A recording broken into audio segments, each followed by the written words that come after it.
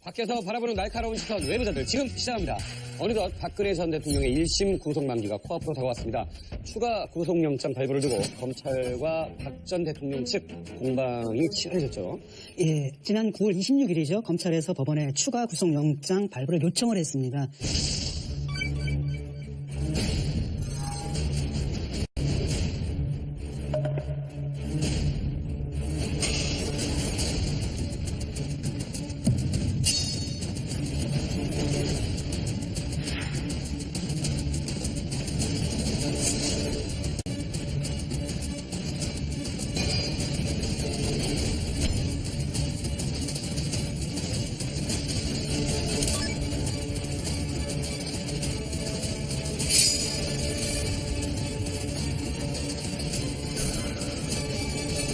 그 1차 구속 기간이 6개월인데 장시호 씨는 6개월 기간이 만료되고 그냥 나왔고요.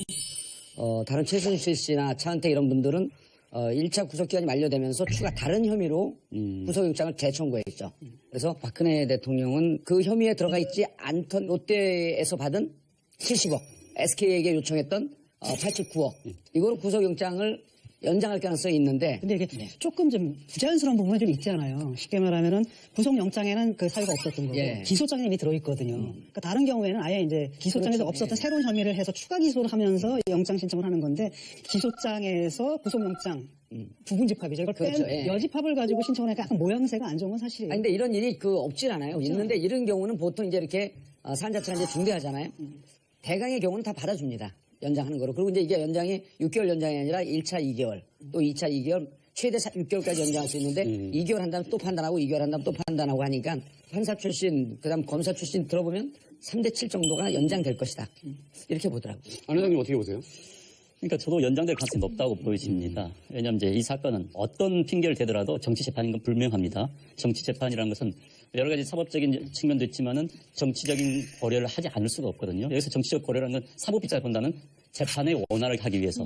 그래서 이제 이런 이유가 되겠죠. 구조 상태가 되면은 박근혜 대통령을 지지했던 그 세력들의 구심점이 다시 한번 될 수가 있습니다. 또 그래서 이제 또 집이라든지 또 언론을 이제 마음대로 접할 수 있는 거 아닙니까? 물론 박근혜 대통령 성격이 이걸 할지 안 할지 모르겠습니다만은 주위에 이제 측근들이나 이런 사람들이 박근혜 대통령에게 또 그런 것을 권유할 수도 있고 아무튼 그렇게 된다면 정치 상황이 복잡해질 수 있거든요. 그러니까 이런 것을 고려한다면 재판부가 아마 구속 상태에서 재판을 받지 않을까 하겠다는. 제가 조금 이제 보충을 한다면 일단은 그 재판받는 태도의 문제입니다. 그러니까 재판에 협조한다라기보다도 증인 신청을 일부러 많이 해가지고 늦추고 그 다음에 툭 하면 이제 병원 가고 뭐 라고 하면서 재판 지연을 좀 재판의 그 진행을 좀 지연시킨 측면이 있거든요. 근데 구속 상태에서도 그랬는데 풀어줬을 때 만약에 안 나온다라든지 이렇게 되면 굉장히 좀 피곤하거든요. 재판부 입장에서. 제가 보기에는 이제 진 교수 말씀이 이제 상당히 일리가 있죠. 왜냐하면은 박근혜 측의 변호인들이 그동안에 했던 걸 보면은 재판에 한마디로 협조적이지가 않은 거예요.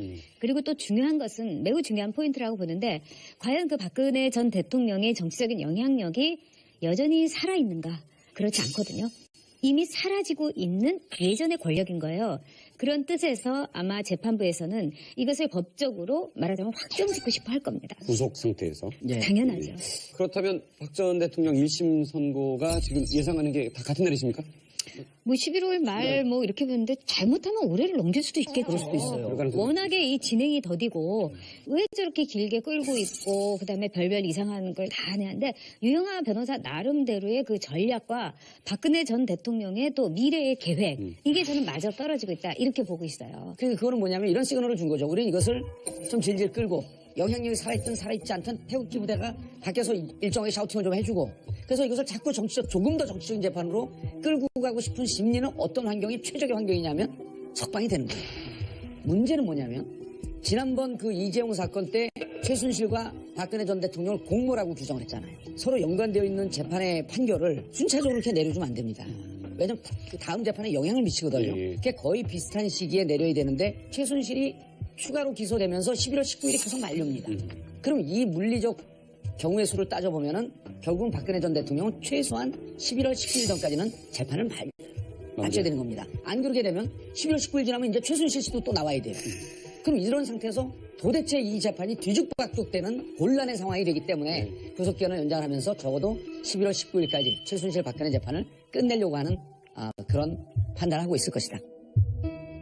네, 추석 연휴 전 절절한 함의 인국으로 법정을 눈물바다로 만들었던 한 남자가 있었습니다. 바로 정호성 전 비서관입니다. 지난 18일 법정에서죠. 이제 이분이 한 7분간 박 전 대통령의 결백을 호소하면서 이제 울었고요.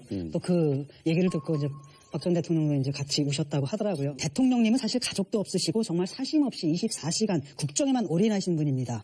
그리고 부정부패 뇌물에 대해선 경기를 일으킬 정도로 결벽증을 갖고 계신 분입니다. 좀 더 잘 모시지 못했던 부분에 대해서 죄송스럽고 회한이 많습니다. 아니 그거는 가족 없고 뭐 이런 사람들 너무 많고 이러는데 있으신데 안 맞는 거죠? 아니 그렇죠. 있는데도 안 만나는데 뭘 없는 걸 갖고 얘기를 해요. 요즘에 이제 그 드라마 가운데 이제 장르물이 유행이잖아요. 스릴러만 이렇게 하면은 재미가 없기 때문에 여기에다가 로맨스를 끼워 넣는 데는데 재판하다가 약간의 그 흥행을 위해 가지고 심파를 끼워 넣은 게 아닌가 이런 생각이 들어요. 그리고 이거를 우리가 삼위인국이라든가 뭐 심파로만 볼 것이 아니라 상당히 이거는 치밀한 전략이다 이렇게 볼 수가 있어요. 왜냐하면은 가족도 없으시고 그다음에 뭐 부정부패라면 뭐 경기도 일으키실 분이 뭐 이러면서 결국은 주제가 뭐였냐 증언을 거부한다는 거예요. 그렇죠. 증언 거부를 위해서 이런 식으로 우아한 핑계를 댄 거예요. 아주 정확하게 찍었는데 이거 핵심은 증언 거부다. 아, 그래요? 네. 그런 거예요. 이분 때문에 나온 게 한두 가지가 아닌데. 그러니까 좀 미안하기도 했겠죠. 그 휴대폰을 그걸 폐기를 했어야 되는데 그대로 집에 두어갖고 모든 것이 그냥 적나라하게 드러났으니까 거기에 대한 좀 미안함도 아니 있었겠죠. 정호성 비서관의 이제 주장을 보면 얘기를 안 하겠다고 하면서 할 얘기는 다 한 거예요. 뭐냐면 가족도 없이 24시간 일만 했다. 자 헌재에서 뭐라 그랬습니까? 대통령 직을 수행할 수 없을 정도다. 그래서 파면을 결정한 거예요. 헌재 판결과 완전 배치되는 내용이죠. 자, 두 번째, 뇌물이라고 한다면 경기를 일으킬 정도로 거부한다. 헌재의 탄핵 사유, 그 다음에 뇌물죄로 기소한 검찰, 그리고 그 구속영장을 발부한 법원. 이거 다 부인한 거예요. 근데 그 전에 또 뭘 부인했습니까? 국회에서 234명이 탄핵안을 의결했잖아요. 네. 이 전체 과정을 다 부인한 거예요. 네. 자, 내용은 자기 주장 분명히 했습니다. 네. 그것을 이제 얘기를 안 하겠다고 하는 건데, 당론으로 들어가면 지금 말씀하셨듯이 자기 핸드폰에서 다 나왔는데, 이걸 정면으로 부인해야 되거든요? 그럼 핸드폰은 귀신이 심어놓은 겁니다. 말이 앞뒤가 안 맞는 거죠. 여기서 이제 또 뭘 봐야 되냐면, 전 개인적으로, 문고리 3인방 중에 정호성 비서관이 제일 낫다라고 하는 많은 평인데, 그거는 동의해요. 그런데, 자, 주군을 모시는 사람은 마지막에 결론을 내려야 됩니다. 충신이 될 것이냐, 간신이 될 것이냐. 이분들은 안봉근이 경찰이나 이런 공무원들 인사에 관여하는 거, 이재만의 농단, 이걸 자기들끼리는 알고 있었던 거. 그럼 본인이 대통령에게 직원해서 쳐내고 대통령이 여기까지 오지 않도록 자기가 충심을 다해서 제대로 모셨어야죠. 무슨 자기가 모셨던 대통령을 변호하고 증거를 다 제출해놓고 나서 공직자로서 대통령을 모셨던 사람으로서 전혀 앞뒤가 안 맞는 행동이고 악어의 눈물 쪼였다. 한번 짚고 넘어가야 되는데 이제 그 주군이라는 말을 저는 정치에서 제일 싫어하는 말이 주군이에요. 굉장히 공건적이고 전 근대적이죠. 주군이라는 그런 생각으로 자기가 박근혜 전 대통령을 모셨던 것 자체가 저는 정호성의 유죄라고 생각합니다. 비서관은 그럴 수 있는 거 아니죠. 비서관도 공복이에요. 이 국민을 대신해서 일을 해야 되지 박근혜 전 대통령의 사무비가 아니잖아요. 사실은 이렇게 된 결정적인 게 이제 자기가 남긴 자기 책임도 있는 거 아닙니까? 이런 거에 대해서 올 수도 있는데 난 오히려 이제 의심되는 거죠. 유영아 변호사. 이제 둘이 이제 같이 눈물을 흘렸는데 제가 볼 때는 약간 성격이 다른 것 같아요. 그러니까 달라요. 약간 자기가 자기 자신에 대한 감동을 해가지고 흘리는 눈물. 그런 거는 보여요. 약간 가족 같은 좀 특별한 관계 같아요. 근데 변호사가 사실은 변호사는 무조건 의뢰인의 이해를 위해서 활동하는 건 맞거든요. 그러나 늘 자기의 저울줄은 국립에서 객관적으로 보려고 노력을 그렇죠? 해야 돼요. 그 서초동에서 도는 소문 중에 하나가 최악의 캐스팅이다. 유영아는. 예를 들어 내가 어떤 말을 할 때 이 말이 국민들한테 어떻게 들릴 것인가, 제3자한테 어떻게 들릴 것인가, 그다음에 특히 이제 판사한테 어떻게 들릴 것인가를 생각을 한 다음에 말을 해야 되는데 박근혜 전 대통령이 어떻게 들릴 것인가. 이거만 하는 거야. 그다음에 거기에서 자기가 엄청나게 활약을 하면서 거기서 자기가 자기에 도취돼서 감동해서 막 눈물을 흘리는 그게 그런 박근혜 느낌이에요. 대통령을 위한 겁니까? 아니면 자기를 위한 거죠. 제가 볼 때는 이런 생각이 들어요. 그러니까 이 유영아 변호사는요. 그 두 가지 특이한 점이 있어요. 하나는 정윤회하고 굉장히 비슷한 언급을 많이 해요. 정윤회가 박 전 대통령에 대해서 나약한 여자라서 지켜주고 싶었다. 맞아요. 이런 말 하죠. 근데 유영아 변호사가 고령의 연약한 여성을 계속 법정에 뭐 일주일에 몇 번씩 나오게 하냐 이런 이야기를 하잖아요. 둘 다 박근혜 전 대통령을 연약한 여자, 자신은 지켜주는 하나의 무사 이렇게 이제 설정을 하고 있는 거예요. 이거는 박근혜 전 대통령에 대한 모독이고 모욕이에요. 두 번째는 정호성과 유영아의 큰 차이가 있어요. 정호성은 내일이 없어요. 여기서 끝이에요. 근데 유영아는 미래가 있어요. 자, 박근혜 전 대통령이 이번에 선고를 하면은 아무리 어쩌고저쩌고 하더라도 뭐 10년 언저리 15년 이 정도 받겠죠? 그러면은 우리 봉도사처럼 선거에 못 나가요. 근데 박근혜 전 대통령은 권력 없으면 살 수 없어요. 그래서 국회의원이라도 하고 싶어 할 거예요. 근데 할 수가 없다고요. 그럼 그때 박근혜 전 대통령의 아바타가 될 수 있는 그 가능성을 유영아는 지금 철저하게 계산하고 있는 거예요. 박근혜의 아바타로서 자신의 정치 생명을 꽃피워보고 싶은 거예요. 그리고 박근혜 전 대통령은 유영아를 통해 갖고 연정하고 싶은 거예요. 저도 이제 그 부분에 같은 생각인데, 왜냐면은 그 유영아 그 변호사가 하는 변호 행위다라는 게 박근혜 전 대통령한테 도움이 되느냐? 난 전혀 도움이 안 된다고 보거든요. 바로 그 점이에요. 저는 어느 날부터 유영아 변호사를 의심하기 시작했어요. 자기 정치하는 거 같아요. 조금이라도 뭐 형량을 줄여보고 어떤 그게 혐의를 아니라는 거죠. 덜어내고 이런 노력을 조금도 하지 않아요. 최악의 캐스팅이기도 하지만 더 정확히 얘기하면 미스캐스팅인 거예요. 아니 근데 이 얘기가 점점 설득력이 있게 들리는 게 재판들 다 받아오셨잖아요. 너무 재판. 아니 근데 이게 뭐냐면요. 1심 들어갈 때 의뢰인하고 전략을 세웁니다. 자, 1심에서는 무죄 투쟁으로 갈 거냐, 양형 투쟁으로 갈 거냐. 그래서 1심에서 무죄를 한번 싸워보고 2심에서는 다 이 무죄가 이전에 이렇게 되면 법원에서 안 먹히니 인정하고 형량을 줄인 쪽으로 좀 가자. 유영아 변호사 이제까지 했는데 법리적으로요. 법리적으로 변호사들이 자, 이런 사건을 보면 이건 역사적인 사건이기 때문에 나중에 연손 자료로 쓰입니다. 근데 여기서 유영아 변호사가 한 것은 사례로 쓸 자료가 하나도 없는 거예요. 그럼 이건 뭐냐면 이 재판 자체의 목적보다도 이 재판이 갖고 있는 외적 의미, 정치적 의미에 본인의 포인트가 가 있다고 볼 수밖에 없는 거예요. 그 삼성 재판한 거 보세요. 그 재판부가 쩔쩔매잖아요. 검찰의 에이스와 변호업계 이 에이스가 붙어갖고 진짜 이건 용정업소예요. 검찰의 허점을 변호사가 끄집어내고 변호사의 허점을 검찰이 끄집어내면서 이게 진짜로 진검승부로 가고 있는데 지금은 그 메이웨더가 우리 동네 조그만 유치원에도 두개 패는 것 같아요. 그럴 정도로 완전히 이 검찰과 급이 안 맞습니다. 목표는 딱 하나예요. 박근혜에 대한 독점권. 그러니까 이런 게 설득력이 있다고 보이는 거예요. 유영아 변호사는 국회의원에 도전할까요? 당연히 하죠. 저는 인생에 배지를 꼭 한번 달고 싶은 그 욕망을 갖고 도전하는데 초저녁표를 못 받는데 새벽표를 볼 수 있을까요? 아니요. 근데 이럴 수 있는 거죠. 그러니까 예를 들어가지고 가능하죠. 내가 문재인 정권에 의해서 정치적 탄압으로 인해 가지고 구속이 돼 그러니까 있는데 대구 달성이라고 생각하면 생각이 좀 풀려지네. 이 판단을 갖다 나 당신들한테 맡기겠다. 정말로 박근혜 전 대통령이 무죄라고 생각한다면 나를 당선시켜달라. 이러면 이제 선거 전략이 되는 거죠. 아니, 그렇기도 거기에 하고. 선대위원장이 네. 진중권 교수가 하면 되겠네. 아니요, 그렇기도 하고. 원래 예. 유영아 변호사가 박근혜 전 대통령에 대한 독점권을 갖고 있으면서 나를 당선시키는 것이 박근혜 전 대통령의 정치적 무고를, 사건이다. 무죄를 증명하는 거다. 이런 논리를 가지고 TK 지역에 간다면은 제가 보기에는 배지를 달 수가 있어요. 또 두 대통령이 번째는 내년 지방선거에 집중 나오지 못한 방법이겠네.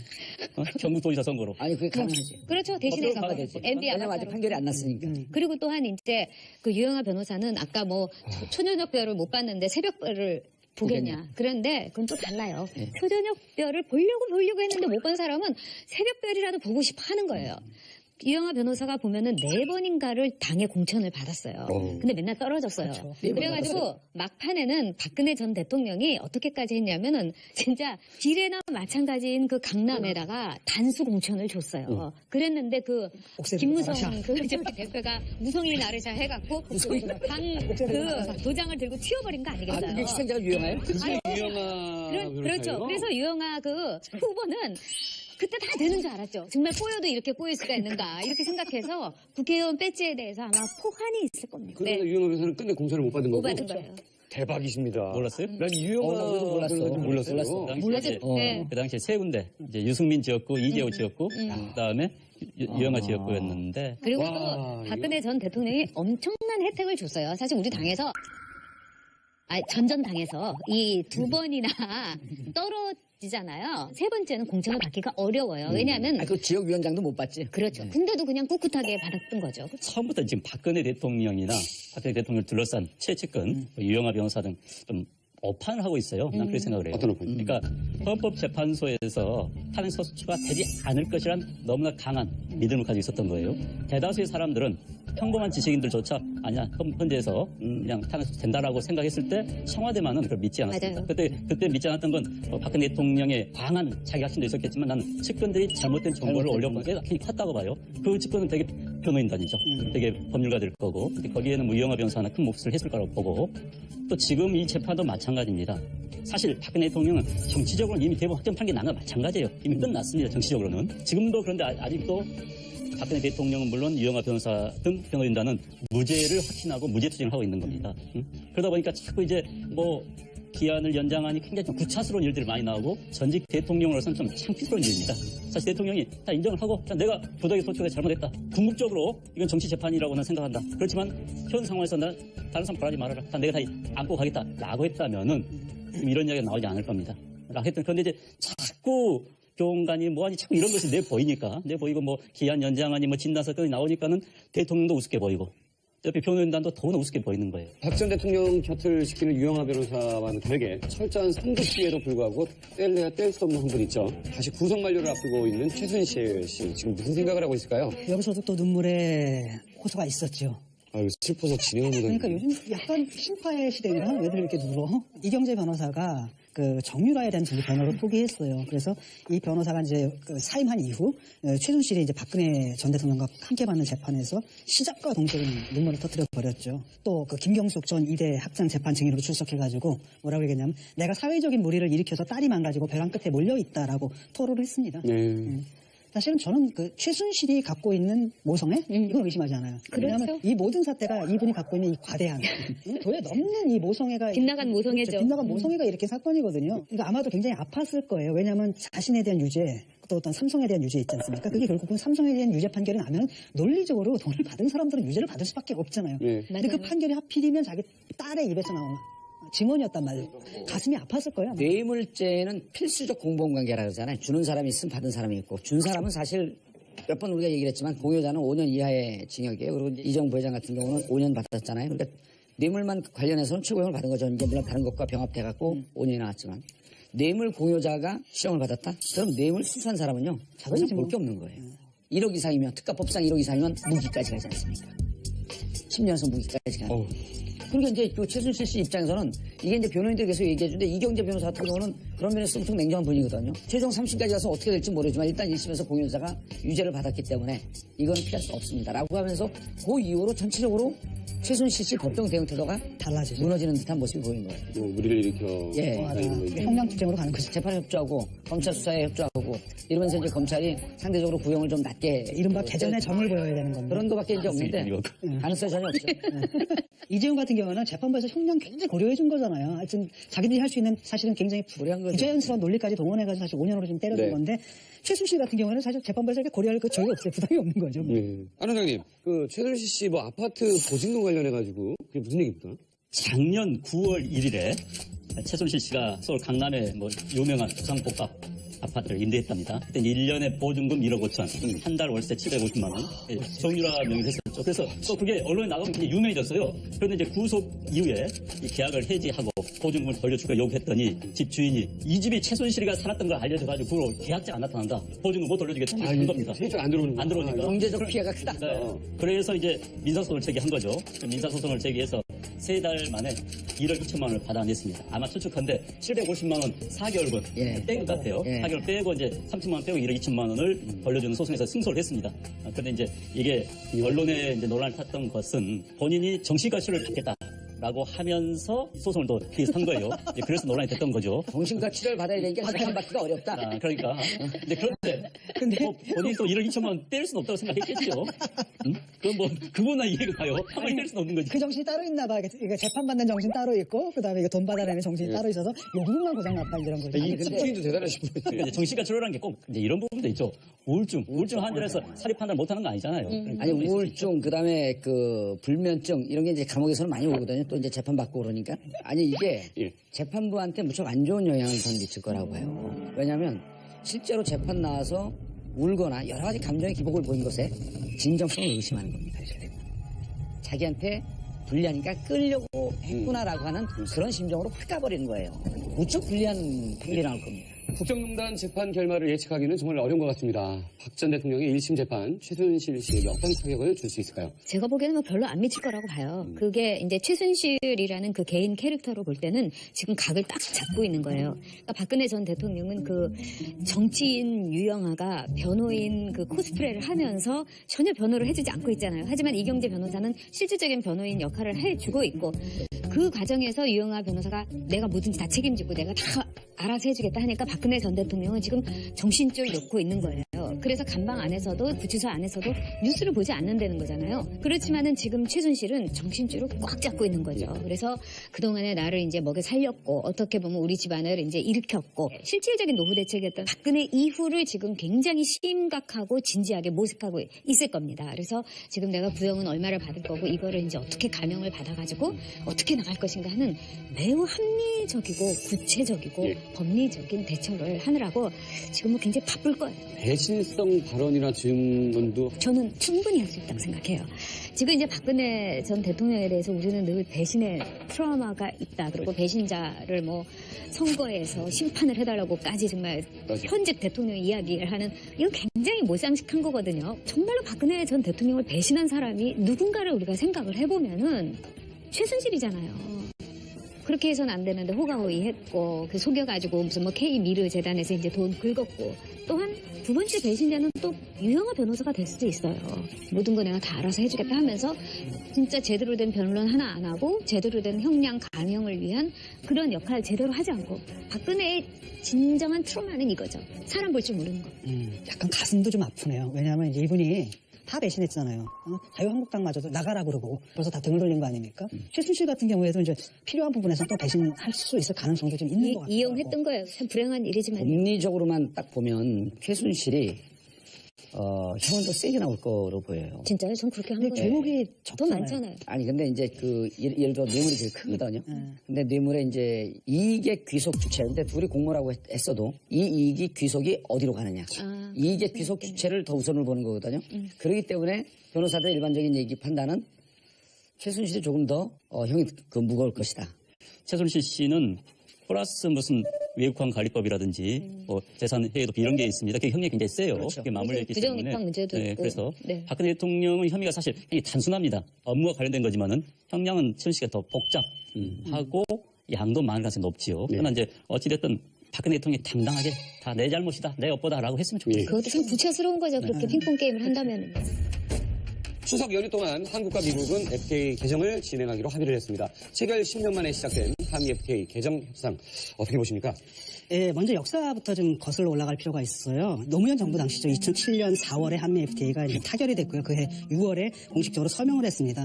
하지만 이게 이제 곧바로 이게 발효된 건 아니고요. 2008년에 6월에 미국산 쇠고기 수입 국면이었지 않습니까? 2010년에 또 11월에 자동차 부문을 갖고 추가 협상을 했고 사실 2011년 2월에 이제 합의문에 서명을 하게 됩니다. 근데 이제 문제는 뭐냐면 이게 또 국회를 통과를 해야 되잖아요. 그래서 2012년 3월에 공식으로 발효가 되는 거죠. 국회를 통과하고 시작한 지 꼭 10년이 됐는데 8월에 한미 FTA 공동위원회 특별회의를 이제 개최를 했습니다.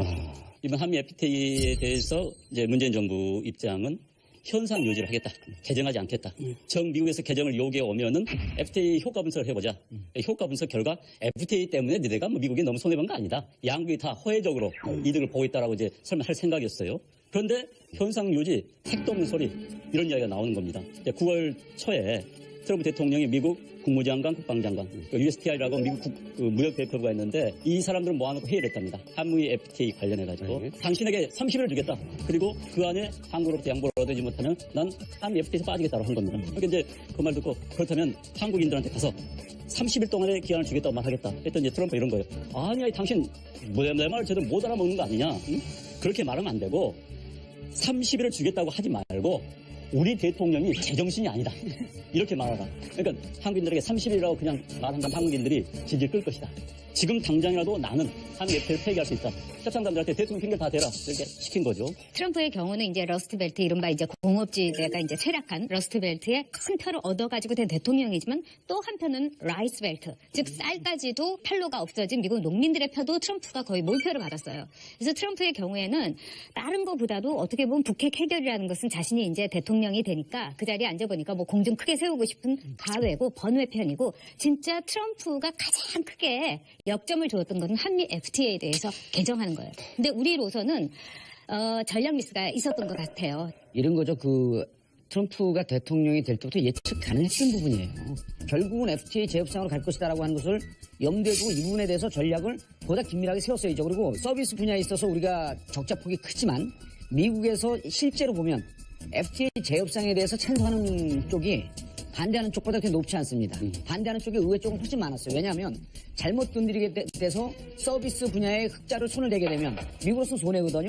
근데 이제 뭐가 미세했냐면 저쪽에서 철강과 자동차 부분을 치고 들어올 것이다. 이거 준비하고 있었어야 되거든요. 그리고 저쪽에서 미치광이 전략으로 나올 것이다라고 하는 걸 예측 가능했었던 거 아니에요. 근데 여기에서 FTA 전략을 세우는 그 제일 헤게모니를 쥐고 있는 사람이 누구냐면 김현종입니다. 그 산통부 사람들도 이러저러한 전략을 세우고 때 제일 누구에게 컨설팅을 많이 구하냐면 김현종 씨한테 구하는데 문제가 뭐냐면 김현종은 우리가 일을 잘한다는 건 우리도 알지만 미국 측에서 김현종이 카운터파트로 나오는 순간 계산이 끝났다는 겁니다. 그러니까 김현종은 요 문제에서는 어떻게 대응을 하고 요 문제에서는 어떻게 대응한다라고 하는 이미 공식표를 쫙 깔아놓은 상태에서 이번엔 누가 나갔어야 되냐면 한미 통상 전문 변호사들 이 사람들이 나갔고 도대체 미국에서 이 사람들 뭐지? 무슨 전략으로 나왔지? 예측 불가능하게 했어야 되는데 실수한 게 미국의 FTA 파기할 수 있다라고 하는 얘기를 먼저 우리 측에 얘기해버린 거예요. 김현종 본부장이. 김현종 본부장은 제가 이제까지 만난 관료 중에서 가장 우수한 사람이었어요. 그래요? 네. 그러네요. 예, 정말 명석하고 그다음에 영어도 완벽하고 또 뿐만 아니라 국가관도 굉장히 투철한 사람이에요. 그리고 미래를 내다볼 줄도 알고 이 한미 FTA를 생각한다라는 책에서 지금도 인상 깊은 게 뭐냐면 국내에서만 공부한 노무현 대통령과 조기 유학파였던 나와의 만남은 FTA 문제에 대해서 너무도 강렬했다. 그리고 코드가 맞았다. 이런 점에서 이제 노무현 대통령이 정말 그 미래를 내다보는 해안에 있었던 거고 거기에 손발 역할을 이 김현종 본부장이 정말 착실하게 아주 우수하게 했던 거예요.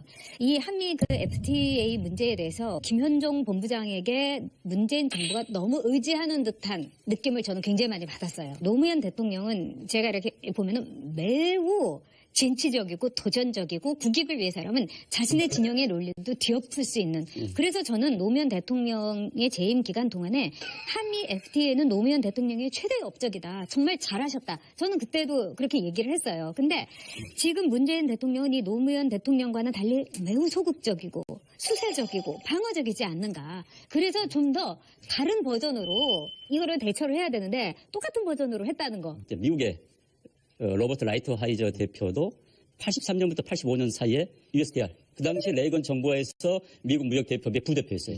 그 당시 우리도 이 사람과 협상을 했었습니다. 근데 이 사람이 굉장히 강경파예요. 일본하고 그 당시 이제 철강 문제를 할 때 일본 철강을 야 자율규제해라.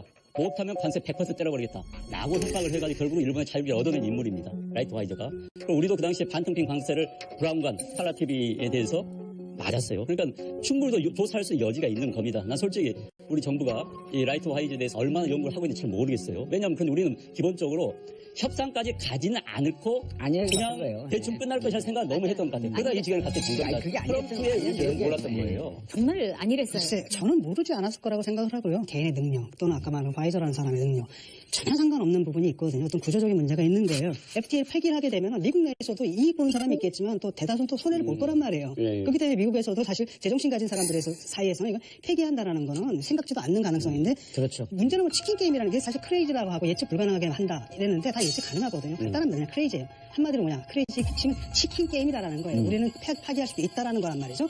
그럼 우리도 이럴 때는 우리도 같이 치킨 게임으로 나갈 수 있느냐라는 건데 과연 우리가 나갈 수 있냐라는 거예요. 첫째로는 경제 규모가 달라요. 어렵죠. 그저 미국 같은 경우 우리는 그냥 원 오브 댐이거든 저기서 나라 이거지만 그렇기 때문에 거기서 뭐 불이익이 있다 치더라도 그 타격이 크지 않지만 우리는 상당히 크다란 말이죠. 우리가 무역 의존도가 아마 미국 중국 다음일 거라인 걸로 알고 있거든요.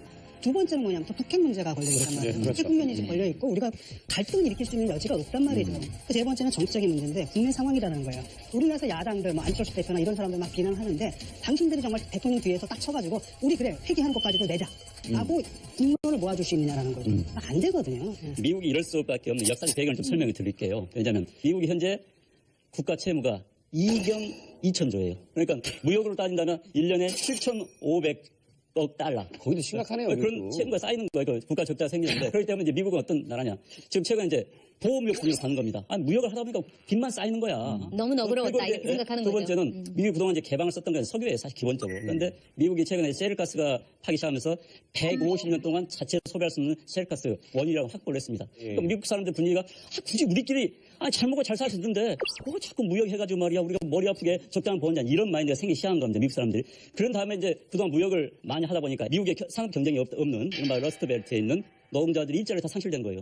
무역 개방 세계가 좋다 이거야. 말은 좋지만 실질적으로 내가 손해 보는데 왜 우리가 문을 다 열어줘? 문 닫고 이렇게 잘 살 수 있는데 네. 라면서 그들이 뭉치기 시작했고 그들이 트럼프 현상을 나타난 겁니다. 트럼프는 이런 미국의 시대적 분위기와 그 유권자들의 마음을 대변하지 않을 수가 없는 거예요. 트럼프가 한미 FTA 개정 협상을 꾸준히 요구했던 이유는 뭘까요? 그 트럼프가 가장 강조하는 건 특히 자동차인 것 같습니다. 지난해 우리나라가 154억 달러를 미국에 이제 수출을 했거든요. 근데 미국에서 수입한 것은 16억 8천만 달러. 그러니까 우리가 이제 9배 더 많이 수출하는 겁니다. 이 부분을 좀 교정해달라고 하는데 물론 이런 부분도 있지만 다른 부분에서는 또 반대 경우들이 많거든요. 예를 들어서 서비스업 같은 경우에는 작년에 그 미국이 우리나라에서 가져온 흑자액이 101억 달러가 됐어요. 또 농산물 같은 경우에 대미 수출 규모는 7억 1,600만 달러거든요. 그러니까 7억 달러 조금 넘어요. 그런데 우리가 수입하는 건 68억 달러입니다. 그러니까 무역 적자 규모가 또 61억 달러예요. 그러다 보면 사실 이쪽에서는 우리가 흑자를 보지만 이쪽에서는 적자를 보는 거거든요. 그래서 어떻게 보면 누가 더 손해를 본다, 누가 더 이익을 본다라고 할 수 없는 상황인데 그래서 따져보자라고 했는데 트럼프 쪽 입장은 뭐냐면 따져볼 필요 없다. 그러니까, 그래서 미국 의회에서 상품 분야와 서비스 분야를 자꾸만 떨어뜨려서 생각하지 말자라고 하는 이유가 실질적으로 서비스 분야에 있어서 미래 가치, 흑자 가치가 높은데 왜 자꾸만 이걸 손을 내려고 하느냐라고 하는 지적을 했었던 거죠. 그러니까 이번에 재협상 들어가면 정말 당신들이 손해본 부분이 어느 정도인지 우리가 또 손해보고 있는 부분이 어느 정도인지 갖고 막상 따져보게 되면 손을 대는 분야가 생각보다 그렇게 많지 않을 수 있겠다. 아니 이거 뭐 물건이라는 것도 아닌데 이거 굉장히 큰 문제네요. 그리고 21세기 그 재화라고 하는 것은 상품에서 얻는 수익보다도 소프트웨어에서 얻는 수익이 훨씬 더 높잖아요. 앞으로 이제 특허권 이런 거 이게 또 엄청 커지는 거거든요. 그래서 이런 부분을 보면 미국에서 제대로 이 산업 부분에 대한 분석을 하고 있는 사람들은 야 이거 좀 손 대는 게 정말 우리한테 불리한 거 아니니까 미래적으로 보게 되면 그러니까 우리가 예를 들어 상품 좋다 관세 올리자 그 대신에 그럼 서비스 분야에 대해서 우리가 시장 진입의 폭을 장벽을 좀 높이겠다. 이렇게 되면 미국은 즉각적인 손해거든요. 우리도 할 수 있는 거죠. 할 수 있는 거죠, 그거를. 근데 어쨌든 한미 FTA 10년 동안 우리가 이득을 본 건 사실이에요. 일단 우리는 대미 무역에 있어서는 상당히 재미를 받고 또 미국은 오히려 한국에 대해서 적자다. 적자폭이 더 커졌다. 이렇기 때문에 우리로서는 짭짤한 이제 한미 FTA 성과를 거뒀죠. 그런데 이거는 제가 볼 때는 우리 정부가 오로지 10년간에 하나다. 이거를 미국에 대해서 강조하면서 재협상을 했으면 좋겠어요. 특히 미국은 세계가 알아주는 IT 강국 아니겠어요? 미국의 그 실리콘밸리를 중심으로 해갖고 미국이 갖고 있는 IT 분야에서의 그 능력이라든가 그 거기에서의 파생 산업이라든가 이거는 어마어마한 거예요. 그러면은 법률 서비스라든가 특허 서비스 이거를 중심으로 해갖고 앞으로 미국이 10년 후에는 이것이 역전될 수도 있어요. 우리는 지금 제조업을 통해서 지난 10년 동안 나름대로 이익을 거뒀지만은 앞으로의 10년 동안은 또 미국이 거둘 그 이익폭도 어마어마하게 될 수도 있는 거죠. 근데 사실 이게 조선업계 어려워지면서 사실 굉장히 힘든 건 많잖아요. 근데 이게 자동차나 철강 같은 게 과연 이익이 줄면 얼마나 우리한테 리스크가 크게 다가올 것인가 이 두려움이 좀 있을 것 같습니다. 어떤 분야에서 어떤 손실이 있을 거라고 예상들었어요? 지금 일단 한국경제연구원에서 두 가지 시나리오를 내봤어요. 현재 자동차 기계 철강 산업에 대한 관세 조정이 있을 경우 5년간의 최대 수출에 손해보는 것이 170억 달러. 우리 돈으로 약 19조, 한 15만 4천 명이 일자리 손실이 있다. 관세 철폐까지 지연이 될 경우 자동차, 정보통신기술, 철강, 가전 같은 분야에서 66억 달러. 그러니까 우리 돈으로 한 7조 5천억 원 정도가 손해를 보고 5만 4천여 명이 일자리를 잃는다. 이렇게 된다. 아마 제조업 분야에서 굉장히 타격을 크게 받을 수밖에 없는 그런 상황입니다. 세이프가 돼요? 뭐 그 얘기 자꾸 뉴스에 많이 나오더라고요. 그러니까 그렇죠, 뭐 세탁기 삼성이나 문제. LG 네. 세탁기에 뭐 이럴 수 있느냐. 그러니까 국제무역위원회에서 이번에 월풀이 제소를 했어요. 그게 뭐냐? 한국의 세탁기가 중국에 있다가 동남아에서 옮기면서 네. 그래가지고 그걸 미국에 팔고 있다. 그래서 이게 불공정한 거다라고 이야기를 했는데 이제 월풀 세탁기가 미국 내에서의 국내 점유율이 세탁기 같은 거 우리 삼성이 1등이에요 미국서 2등이 월풀 3등이 LG입니다. 백색 가전이라고 그러죠. 그러니까 냉장고, 세탁기, 전자레인지 뭐 이런 거 백색 가전인데 이 백색 가전이 한국 제품 워낙 좋아요. 워낙 좋죠. 미국 시장 점유율이 높을 수 없고 그런데 미국의 월풀은 자기들이 품질을 개선할 생각을 하지 않고 국가를 이용해서 강한 힘을 이용해서 이걸 막겠다. 그런데 제소를 하는 그런 상황이죠. 이게 일종의 제가 보기에는 미국의 이제 한미 FTA 재협상과 같이 또 하나의 이제 이 카드로서 그냥 이렇게 내밀은 거예요. 그래서 약간 한번 내밀어본 기분? 세이프 카드라는 거는 어떤 나라의 특정한 그 제품 때문에 우리나라 제품이 안 손해를 팔리고 보니. 우리 기업이 엄청나게 손해를 보기 때문에 일종의 정말 안전장치를 해주는 게 세이프 카드예요. 네. 미국에서 우리나라 세탁기가 1년에 얼마 정도 팔리는 것 같아요? 모르겠어요. 진짜 우리나라 돈으로 1조 원이에요. 세탁기가요? 미국 중산층의 그 세 가지 특징이라고 하면서 이제 우스갯소리 나온 게 삼성 TV를 보면서 LG 에어컨을 쏘면서 현대차를 타는 그럼 그만큼 시장을 장악했는데 이런 현실은 이런 겁니다. 미국은 돈 문제 때문에 밀고 들어왔고 대미 그 무역 흑자를 줄일 수밖에 없는. 그럼 이것을 면밀히 분석하면서 최소화시키고 우리가 다른 부분에서 흑자를 또 올릴 수 있는 부분. 또 하나는 그 이른바 이제 그 우파 경제학자들 쪽에서도 농민은 무슨 수가 있어라 좀 지켜야 된다. 면밀하게 이런 걸 분석을 하면서 지킬 거는 무엇인지, 그다음에 손해볼 것은 좀 손해보고 내줄 것은 무엇인지, 우리의 경제 상황이 최소화시킬 수 있게끔 좀 대비를 해나가야 되는데 전제는 손실은 불가피하다. 자, 2007년에 한미 FTA 협정 체결할 당시에 쌀을 포함해서 민간 품목 16개를 갖다가 FTA에서 제외를 했거든요. 터치할 수 없는 품목이라고. 우리나라는 이제 WTO 규정에 따라서 2015년부터 매년 40만 톤의 쌀을 수입을 하는데요. 이 가운데 40%가 미국 쌀입니다. 그리고 지금 식당에서 사용하기 위해서 수입되는 밥쌀용 수입쌀이 있거든요. 그 중에 80%가 미국 쌀이에요. 물론 근데 이제 많으네. 근데 이거 뭐 그 식당들이 다 또 수입산 쓰는 건 아니죠. 그렇죠. 쉽게 말하면 수입산 쓰는 식당들에서 사용하는 쌀의 80%가 미국 쌀이다. 이렇게 보시면 된다는 거죠. 이게 오해하면 안 돼요. 그럼요. 자, 만약 최후의 보루였던 쌀이 개방이 된다면 구체적으로 농산물 시장에 어떤 문제들이 발생하는 겁니까? 난 이 국가 갈등, 이 사회 갈등이 상상을 초월할 정도가 될 것 같아요. 그래서 그 쌀 개방 문제는 정말 신중하게 좀 전면적 개방이라면. 우리나라 쌀을 한 1년에 한 420만 톤, 30만 톤 생산을 합니다. 근데 이제 동네에서 소비하고 남는 게 한 70만 톤 정도가 남아요. 그런데 미국에서 우리가 이제 작년부터는 관세를 513%를 먹입니다. 엄청난 관세를 먹이는 거예요. 먹이면서 우리 한 40만 톤 정도를 수입을 해요. 그 40만 톤이 시중에 풀리는데 이제 문제는 쌀값이 국제 시가하고 우리가 워낙 차이가 납니다. 동남아시아 쪽 쌀은 우리나라 가격보다 약 4분의 1 정도밖에 안 돼. 4분의 1, 3분의 1. 그다음에 이제 미국 캘리포니아산 쌀을 기준으로 한다면 우리나라 쌀 한 절반가량 정도밖에 안 됩니다. 그러니까 이제 시장이 풀리면은 기본적으로 쌀 가공업체 입장에서 본다면은 그냥 수입해서 쓸 수밖에 없는 거죠. 그런데 이제 우리나라 쌀 소비량이 일단 줄어요, 국내에서. 그러니까 쌀이 72년도에 우리나라 국민들이 한 사람당 134kg 먹었어요. 1년에. 그런데 올해 지금 추산치는 한 59kg 정도. 너무 줄었죠. 그러니까 전체 전 농산물 가운데서 실질적으로 남아도는 건 쌀이 유일합니다. 그래서 이제 정부에서 사실 쌀 정책을 바꿀 노력을 했는데 안 되는 거예요. 기본적으로 쌀의 경제학질을 줄이고 농민들을 다른 품종으로 대체시키는데 그냥 또 문제는 뭐가 생기냐. 다른 품종을 대체시키면 그쪽 가격이 또 폭락을 해버린 거예요. 사실상 우리나라 농민들이 주력 업종이 지금 쌀이잖아요. 근데 그게 이제 붕괴가 된다면 사실 농촌 붕괴죠. 그 가운데서 뭐 다른 작물로 많이 가봤거든요. 근데 그게 전환 또 불가죠. 전환할 수 있는 가능성이 또 많지가 않아요. 뭐 없어요. 사과를 심을 거야, 배를 심을 거야, 뭐 해봐. 이래가지고 예를 들어가지고 갑자기 100명 중에 한두 명이 하니까 수익이 되는 거지. 만약에 98명이 다 덤벼들게 되면은 사실 수익이 안 되거든요. 그래서 이거는 굉장히 큰 문제가 될 거라고 봅니다. 특히 이제 왜냐하면 이게 마지노선이잖아요. 쌀이다라는 건 여러 가지 품목 중에서 다 핵심 중에 핵심인데 비로소 우리가 그 얘기를 던져야 되는 거예요. 대한민국은 그냥 쌀은 수입해다 먹자. 그다음에 농업 없는 국가로 가자. 이렇게 해야 되는 거죠. 지금 이 측면에 있어서는 우리 이제 농림수산부도 사실은 이미 정책을 확립을 했어요. 이 쌀 농지를 계속 줄여가는 쪽으로 가고 있는데 그 과정 속에서 얼마나 이제 농민들에게 대안을 제시할 수 있겠는가 이거겠죠. 현재는 이제 그게 없으니까 네. 문제가 되는 거죠. 네. FTA에 있어서 쌀 문제는 수입 금지, 그다음에 쌀 수입을 어떻게 할 것인가라고 하는 문제가 아니라 국가 농업 정책하고 연관이 되어 있어요. 그래서 예를 들어서 성역화돼 있기도 해요. 예를 들어서 이런 겁니다. 쌀을 직불금했고 뭐 150만 원에 사는 걸 그 실제 농민들은 180만 원 받으면 그럼 농민들이 부채가 없어져야 되거든요. 제가 또 2013년 봉화 갖고 농사 졌잖아요. 10년 농사 지면 농사 지는 만큼 부채예요. 그러니까 쌀뿐만 아니라 모든 농산품을 해도 계속 부채가 늘어나기 때문에 대부분의 국가들이 농산품에 대해서 농업에 대해서는 다 국가 보조금으로 유지가 되고 있는 거기 때문에 그냥 이 단순 FTA 문제가 아니라 국가의 농업 정책을 어떻게 할 것인가라고 하는 거하고 같이 묶여가고 있기 때문에 더욱더 신중해야 되는 거예요. 네. 안 그러게 되면 이게 일정 시점 지나고 우리 농촌 다 없어져요. 그 다음에 그 100% 다 수입하거나 50% 수입하는 상황 되면은 그때 또 이게 문제가 됩니다. 그래서 농업에 대한 지금 아무리 첨단 산업 국가라도 그러면 한미 FTA 개정 협상을 시작하기 위해서 국회 보고와 동의가 필요합니다. 홍준표 대표와 안치호스 대표의 반응이 무시무시하죠. 그렇죠. 안철수 대표는 문재인 정부가 한미 정상회담 때 이 회담의 성과를 홍보하기 위해서 이 뭔가 국민을 속였다 이렇게 공격을 하고 있어요. 그 말이 어떻게 보면은 일리도 있는 것이 이면 협상이 있었던 거 아니냐. 왜냐하면 우리 쪽은 재협상 없다고 했는데 미국 쪽은 재협상 하게 될 것이다. 이랬으니까 물밑에서 이면 협상이 있었던 거 아니냐. 그런 점에서 국민을 속인 것에 대해서는 사과해야 된다. 이렇게 이제 맹공을 퍼붓고 있어요. 네. 그 다음에 이제 그 홍준표 그 대표의 경우는 부들부들 떨고 있는 것 같아요. 어떤 말을 했나요? 왜냐하면은 홍준표 대표가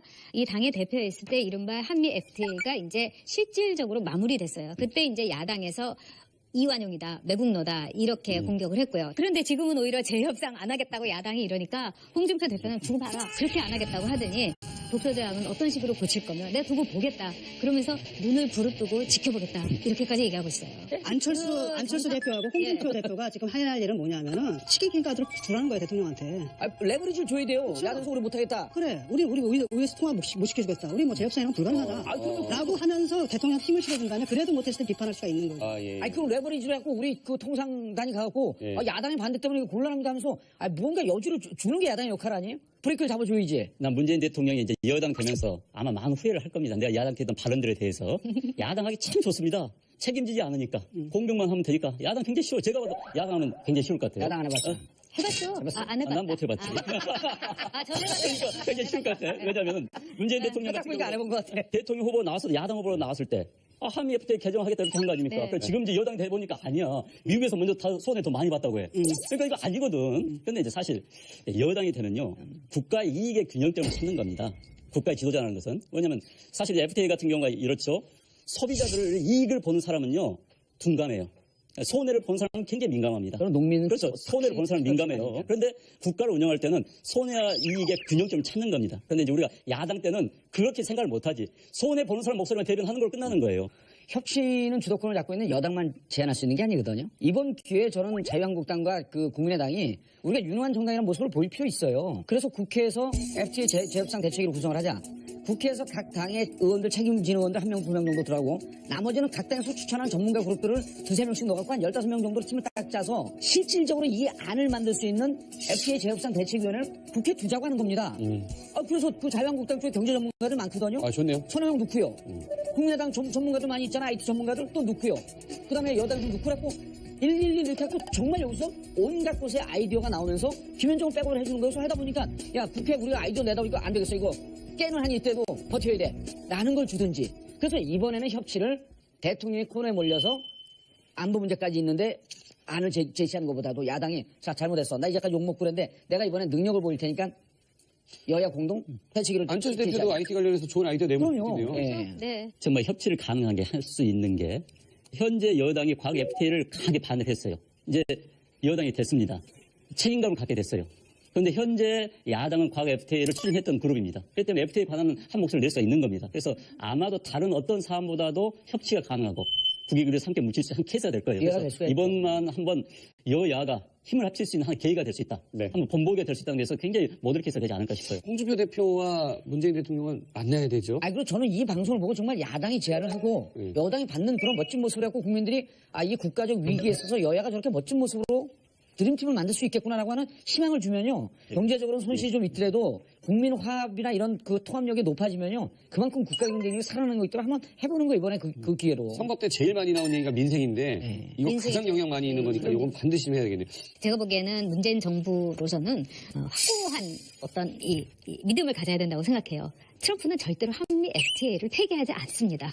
이거는 제가 정말 만약에 한미 FTA를 폐기하게 된다. 이건 단순히 경제적인 것을 넘어가지고 정치적으로도 우리 한국이라는 이 귀중한 나라를 그 우방을 중국에 더 가깝게 만드는 거예요. 그렇죠. 그렇기 때문에 미국으로서는 그걸 절대로 원치 않아요. 또 우리나라도 그래요. 우리가 이거를 뭐 우리 뜻대로 뭐 폐기를 시킨다? 이렇게 되면 우리는 미국하고는 척을 지게 되는 거고요. 동시에 우리는 이 한반도에서 굉장히 고립될 수 있는 거예요. 두 나라에게 이건 더 득이 안 되기 때문에 두 나라가 폐기할 생각이 없다. 이 점을 이제 문재인 정부가 확고하게 알았으면 좋겠고요.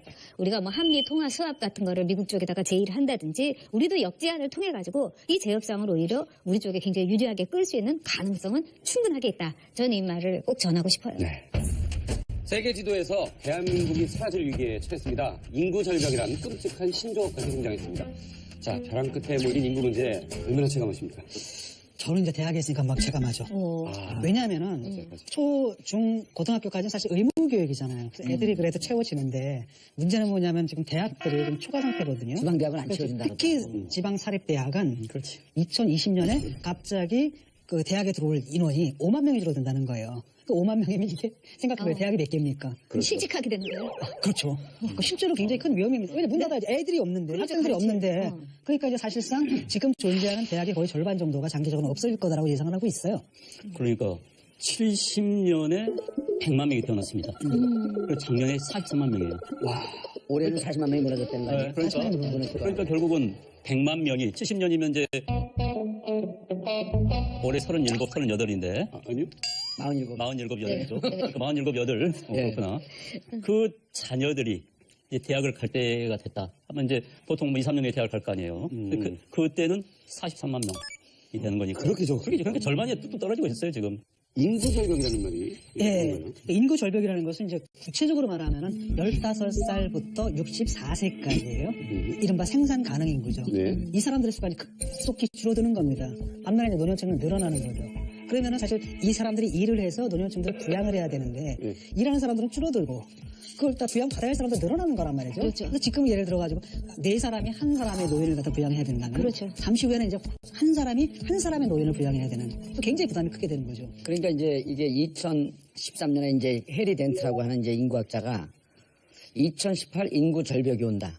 이거 쓰는데 여기서 주요 인용되는 나라가 대한민국이에요.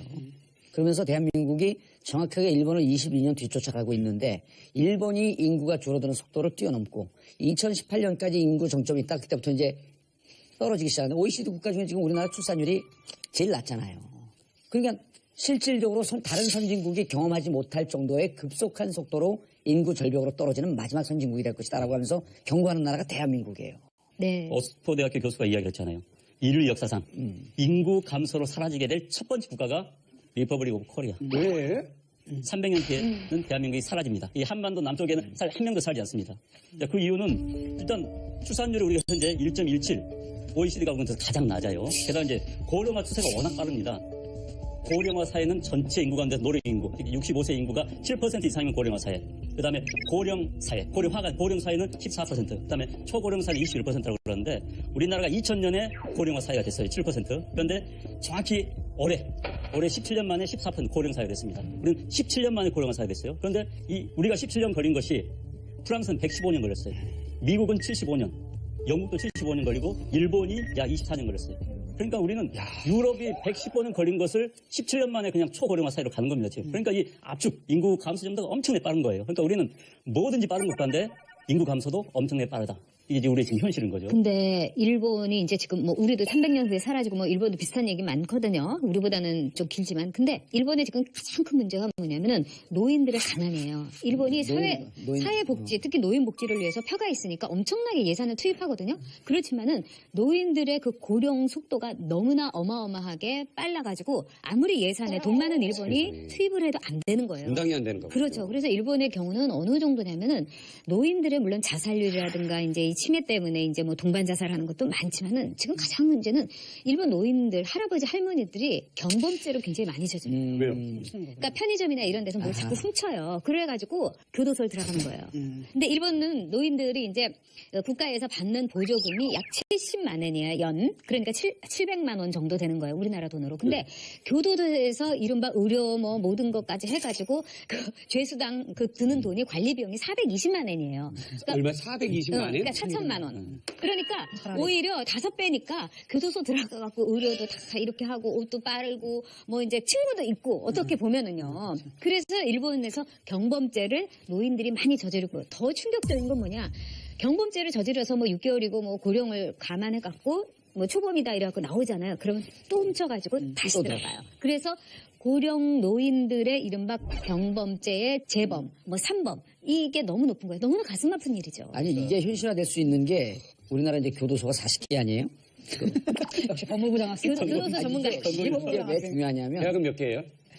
대학교 400개. 387개. 근데 근데 11월, 12월서부터 재수자들이 늘어나기 시작해요. 연말에 겨울에. 이유는 뭡니까? 겨울에 추우니까. 아주 저속계층들이 어디서 먹고 살 데도 없고 춥고 그러니까요.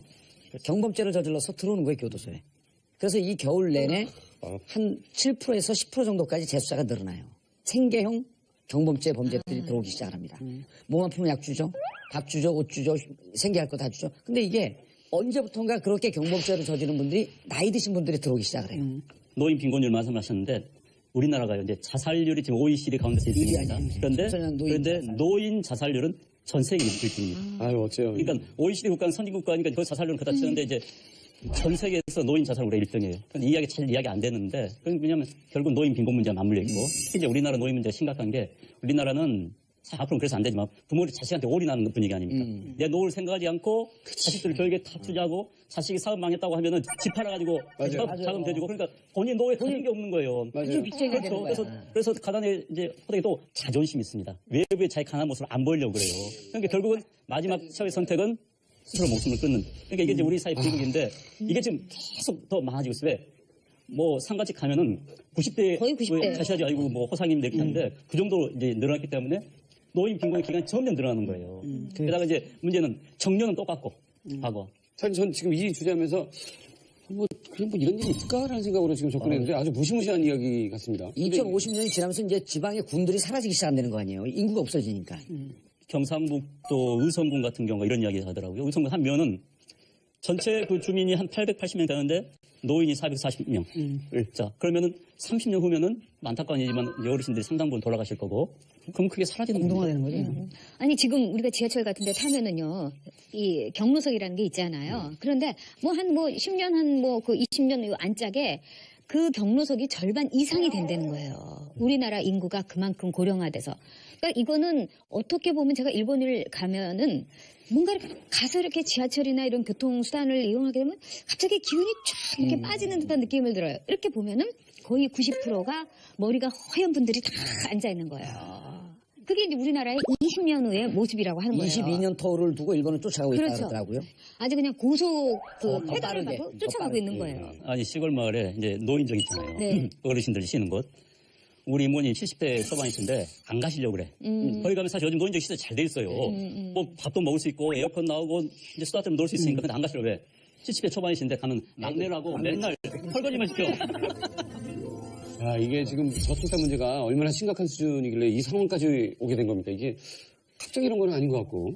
그러니까 50년대 후반 우리나라 여성 한 명이 애를 낳았는데 6명이었습니다. 60년대 후반.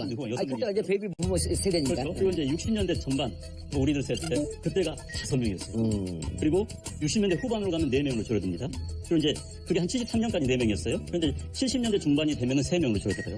줄어드니까 77년에서 83년 사이에는 2명이었습니다. 그리고 이제 83년을 거비로 해서 2명이 깨지기 시작하는 거예요. 그래서 97년 이후 이제 쭉 따라서 결정적인 게 2001년. 보통 인구의 가장 마지노선을 1.3으로 봐요. 1.3이 2001년에 깨지기 시작합니다. 그때부터 이제 1.05에서부터 1.17까지 그러니까 뚝뚝뚝 6명에서부터 1명까지 지금 몇십 년 사이 뚝뚝 떨어져 버린 거예요. 그러니까 이 감소 추세가 너무나 큰 겁니다. 왜 그랬던 거예요? 아니, 근데 이게 사실 그때 이 인구 정책에 잘못하고 있다라고 하는 것을 지금 보면 보이는 거예요, 이제. 60년대입니다. 예. 덮어놓고 나가다 보면 거짓골을 모면한다. 아들, 딸, 그래 말고 둘만 나? 찰기를 좀. 북한 부어 같다. 그때 요때 이랬어. 왜 그래? 70년대. 80년대입니다. 둘도 많다. 하나 낳고 알뜰살뜰. 2000년대 들어서 이제 정신 차리기 시작하는 거예요. 기억해줘야 돼, 이거. 아빠, 하나는 싫어요. 엄마, 저도 동생을 갖고 싶어요. 너무 늦었어. 너무 2017년입니다. 늦었잖아요. 2019년. 예. 아빠 힘내세요. 많이 낳는 게 뭔 문제가 있다고 생각해서 이런 운동을. 먹고 살기 살기 힘들 거라고 봤던 힘드니까. 거지. 아니, 당시에는 기본적으로 반찬. 급료의 문제도 있어요. 예를 들자면은 우리가 1960년대나 뭐 80년대까지도 가장 한 명이 먹여 살릴 수 있는 이 식구수가 4명 정도 한 명을 왜냐면 그 당시에 물가나 이런 걸 볼 때 근데 이제 70년대 후반부터 가장 한 명이 먹여 살릴 수 있는 식구 이게 한 2명 정도, 3명 정도로 줄었어요. 그래서 아주 빠듯하게 된 거죠. 그래서 제가 어렸을 때 이렇게 보면은 이 버스 타고 이렇게 이 초등학교 이렇게 갈 때 보면은 차범근 씨 부부가 이 산하 제한의 모델로 나왔어요. 그러면서 뭐라죠? 우리는 둘만 낳아 키울 거예요. 이런 거예요. 그도 재밌잖아. 그러는데 나중에 그분들이 한 명을 더 낳더라고요. 그래서 셋이 된 거예요. 지금 애국자야. 근데 그때는 사람들이 뭐라 그랬어요? 약속을 어겼다 광고까지 나와서 둘만 나온다고 했는데 셋을 저건 사고냐 아니면 계획이냐 이랬는데 차범 감독님 전화 한번 해봐야겠네요. 예. 해안이네, 해안. 제가 이래가다가. 이렇게 볼 때는 결국은 그분들은 이 뭐 해외에서 돈도 많이 벌고 부유했기 때문에 미래에 대해서 안심하고 그다음에 차범근 씨가 5명도 부양할 수 있었던 거죠. 응? 그런데 지금 우리나라 사회에서 이 한 명밖에 못 낳는 건 뭐냐면 정말 먹고 살기가 힘든 거예요. 그 아이한테 쏟아야 되는 지원이나 이런 걸로 볼 때 과거에 우리가 아까 애를 많이 왜 낳느냐? 왜 못 낳게? 못 낳겠네. 그러니까 그 당시는 너무 군인들만 마인드 아니에요? 이런 분위기였죠. 그러니까 이제 그 당시만 해도 이제 넬서스의 인구 폭발론이 학계의 지배적이었고, 그렇죠. 그래서 경제학과의 지배적인 게 결국 인구가 이렇게 증가하다면 지구가 더 이상 먹이 살 수 없다. 그러니까 유명한 공식이 뭐였냐면 식량의 증가는 산술급수적으로 증가하고 그렇지. 인구는 기하급수적으로 그렇지. 증가하고. 그렇게 이제 멜서스 이론 때문에 전부 이제 경제학계도 그렇고 정책 탐때 그렇게 생각했었고, 이제 두 번째는 우리나라가 선진국형 국가 모델로 가리라고 생각을 못한 거예요. 80년대까지만. 후진국에서는 당연히 얘를 많이 낳습니다. 선진국도 출산이 뚝 떨어져요. 우리는 이제 정책 탐구자들이 우리가 또 그렇게 빨리 선진화 될 걸 생각을 못한 거예요. 결국은 경제력이 가장 큰 거예요. 경제력이 그래서 가장 이제 크죠. 2010년에 한국보건사연구원에서 양육 비용을 계산해봤습니다. 그래서 이 통계가 더 많을 거라고 생각했는데 0세부터 5살까지가 5,400만 원 정도 든다는 거예요. 1년에? 아니, 1살까지 5년 동안에. 그다음에 초등학교 6년 동안에 한 6,300만 원. 그다음에 중고등학교에 7,689만 원. 그다음에 대학교가 6,800만 원. 그 사실 이것보다 더 들어요. 대학교 학원비 계산해보죠. 그런데 이것만 합쳐도 2억 6천만 원이에요. 3억 가까이 되는 3억. 근데 실질적으로 제가 보면 4억 들 거라고 봅니다. 이건 사교육비 뺀 거예요. 그렇다면 어느 부모 입장에서 본다면은 내가 20년 동안 5억을 가지고 내 삶에도 윤택하게 줄 수 있고 또 하나한테 이걸 투자하면 더 좋은 효과를 볼 수 있다. 그렇죠. 이런 계산을 하는 거예요. 그렇다 보니까 2명을 낳거나 3명을 낳을 이유가 없어진 거죠. 그리고 우리나라는 아이들에게 지원하는 기간이 굉장히 길어요. 우리나라는 그 자식에 대한 AS 기간까지 있는 거예요. 그 손녀들까지 돌봐줘야 되고. 그러니까 아이를 낳는다는 게 부모들한테 특히 어머니들, 여성들에게 너무 큰 부담이 되고 있는 거예요. 짐이죠. 네. 이게 이제 동아시아의 어떤 문화, 그러니까 맞물린 이야기입니다. 우리도 자식들에 대한 양육기가 길잖아요. 그런데 동아시아 또 유교 문화와 좀 관련된 그렇죠, 소리가 그렇죠. 있는데 제 통계를 보니까 세계에서 이제 출산율이 가장 낮은 국가 통계가 현재 세계 224개 국가를 냈습니다.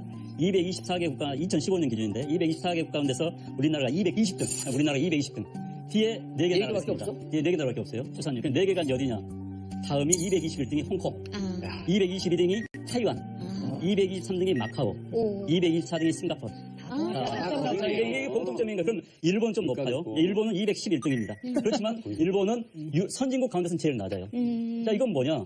동아시아의 문화적 특징이 있다는 거예요. 아니, 그리고 우리 뒤에 있는 4개 국가가 다 그 중국 문화권이 중국에서 큰일 아니, 나는 그러니까 거예요. 유교 문화권이지. 무슨 특징이 있는 겁니까? 그러니까 이제 저는 이제 제가 나름대로 분석해본 건 유교 문화권이라는 것이 첫째는 아까 말한 자식에 대한 가족 단위에서 보호해 준다는 거. 그렇기 때문에 그러니까 양육비가 많이 든다는 거. 이제는 양육비가 많이 든다고 한다는 거. 두 번째 이제 이들 국가의 특징이 경쟁이 워낙 심해요. 무슨 이야기냐? 유교의 철학 중 하나는 쉽게 말해서 현실 세계에서 신분 상승에 대한 미신이 굉장히 강한 거예요. 그래서 내가 노력하면 신분, 그러니까 경쟁이 굉장히 심한 겁니다. 그게 이제 동북아시아의 우리가 네 마리 영이 있을 수 있었던 게 바로 그 노력의 결과인데 이제는 너무 피곤한 거예요. 사회 자체 피곤해지면 피로 사회가 된 겁니다. 그러니까 똑같아요. 지금 홍콩, 타이완, 마카오, 싱가포르이 우리보다 잘 살거나 비슷하게 사는 나라들 아닙니까? 현실적인 저출산 대책 뭐라고 생각하십니까? 저는 발상의 전환이 정말 필요하다고 생각해요. 우리가 고용의 유동성이라는 말을 하잖아요. 그러니까 이 해고하고 그다음에 또 그 사람을 이제 고용하는 거를 좀 더 유연하게 해갖고 빨리빨리 하지 뭐 고소하고 막 이러면 생산성이 낮아지는 거는 사실이에요. 근데 남녀 관계에 있어서도 우리 사회처럼 경직돼 있는 사회는 없어요. 그래서 그래요? 남녀 관계의 어떤 유연성을 좀 저는 우리가 차별 같은 거 말씀하시죠? 아니요. 그런 얘기가 아니라 예를 들자면 우리는 태어난 아이들은 그 아버지, 어머니가 결혼을 하든 안 하든 간에 그 아이는 이 세상에서 환영받아야 돼요. 근데 우리나라는 그 종이 한 장이 뭔지, 그 다음에 그 결혼 제도, 이것이 뭔지 아이들에게 태어날 수 없도록 만드는 거예요. 그래서 결혼하지 않는 남녀들은 거의가 이제 낙태를 선택하거나 이러는데, 예를 들어서 프랑스의 경우에 동거 중에 인구가, 아이를 갖거나 미혼 거의 그리고 이미 전 세계적으로 이렇게 동거하는 네. 이 커플 아래에서 맞아요. 태어난 아이들이 이 결혼이라는 어떤 서류에 사인을 한 부모들보다 더 많아요. 그래서 우리나라 프랑스도 사회에서도 좀 더 남녀 관계에 대해서 꼭 결혼해야 되고 그 유연해져야 아버지의 된다. 성을 뭐 따라야 되고 맞아요. 아버지가 인지를 해야 되고 이런 걸 떠나서 예.